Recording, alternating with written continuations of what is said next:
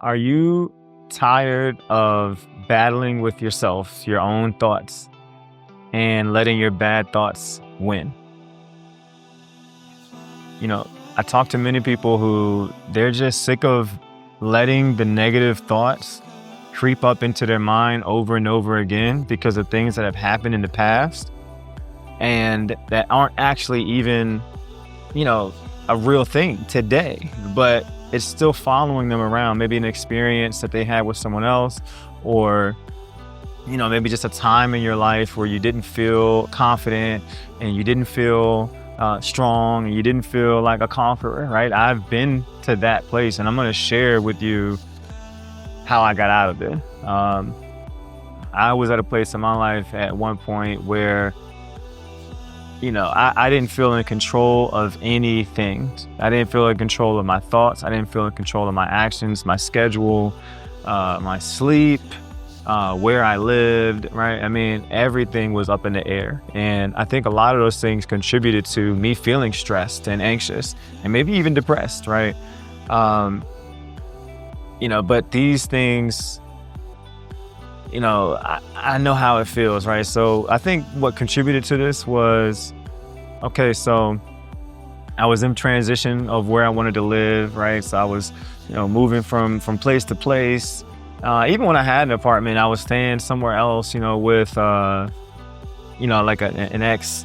And it created an environment where I wasn't resting. I had just started my business a couple years prior, and things started to, I started to work more, right? So I also had a full-time job. So I actually left a job and got a new job.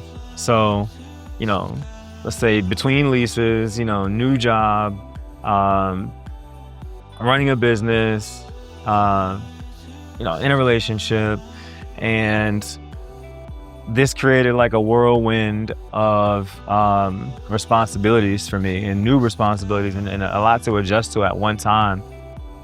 And what I found myself was I wasn't resting well or at all. I would get up very early in the morning, work before, I call it my 5 to 9, right? I would work my 5 to 9, go to work all day, and then work my 5 to 9. And then, it was only a few hours I had to even sleep at that point. And I wasn't getting much rest. I was probably, arguing and things of that nature, not created a stressful environment at home. So it wasn't restful when I was home. Definitely wasn't restful at work. I'm trying my best to give everything I have to my business. And then of course the same, to my job, which I just started a new job.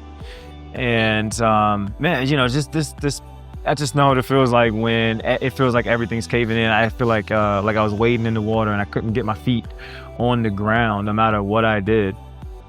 And really what it took was, me coming to a point where I realized, okay, I'm gonna need to take like some time off from everybody and everything and just commit to myself and really just nothing. Like, I removed everything from the equation. No phone, no TV, no social events.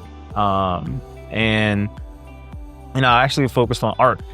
I focused on music, focused on creativity. Like, these are the things that I identify that I am drawn to. So that's probably a big factor in it, right? Like, remove all these other things that we think we need in our life and just kind of crept in, and really focus on yourself. What do you really enjoy doing? Is that drawing? Is that art? Is that painting? Is it music making? Is it performing arts? Is it video games, right? Like, get back to yourself, right? Find out who you are and what you want, and draw things in that align with your identity, is one, right? The other thing was, by taking that time away, it allowed me to reassess and evaluate my relationships, right? So I was able to really get a good read on how I feel being around certain people, or when I talk to certain people. So, at a certain point, if you know something's not good for you, and you have to stop, doing it at some point, right? Your brain is not going to let your body keep doing that without kind of screaming. Something's going to be talking to you, right? That's when we get physical pains and stuff like that. from being around a certain person, or you get high blood pressure or other things, right? From just your environment. You have to change your environment. You have to get back to doing the thing that you love doing. And, a big one for me was also my exercise routine, like, and doing all of that, like working and, stress at home. I wasn't really in a routine of exercise. I think exercise grounds me, and many people agree, many people I work with, we know we're better when we're in a routine of exercise. We know our stress is lower. Your stress lower is also going to help your anxiety be lower. It's also going to help your depression be lower. So a lot of times it's not just working out because, hey, I need to lose the 10 pounds that I gained while I was feeling sad and depressed or stressed. It's about, I need to regulate myself. I need to reset my physical health and my mental health.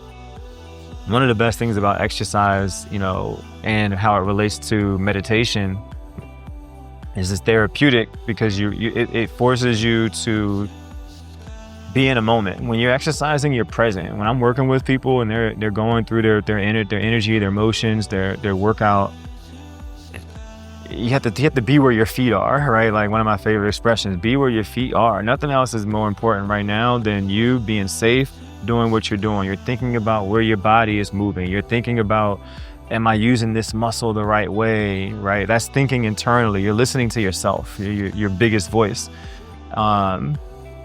You're breathing more, right? What other sign of life is there more vital than like your breath, right? So as your breath increases, your heart rate picks up, your breath increases. That is a meditation. That's a form of meditation. You have to be mindful of your breathing, be mindful of your thoughts in those moments.